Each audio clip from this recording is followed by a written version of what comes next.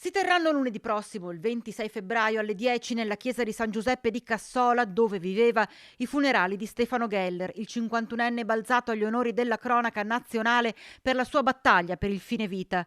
Afflitto da una gravissima forma di distrofia muscolare, patologia incurabile e degenerativa, Geller da anni lottava per vedere diventare legge un diritto inconfutabile, portato avanti con dignità, forza e coraggio.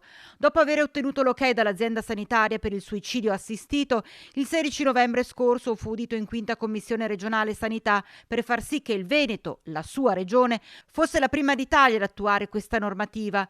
Così non accadde, ma il 51enne non si arrese, anzi, affrontò anche i numerosi attacchi da alcuni esponenti politici che gli diedero ancor più forza. Questi attacchi, anche personali, mi fanno capire che siamo nella direzione giusta.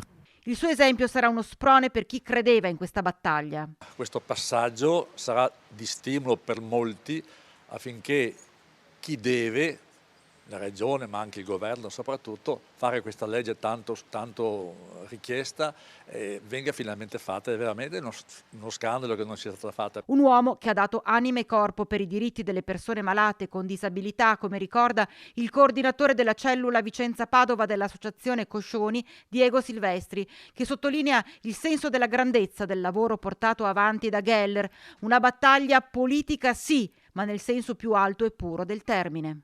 Il massimo della politica è fare per altri, fare per i nostri fratelli. E Stefano ci insegna una cosa molto importante: lui ha fatto delle cose non per se stesso, non per se stesso, e questo va ricordato, lo ricorderemo in vita, perché credo che sia la cosa più profonda della politica, cioè l'ha fatto per altri.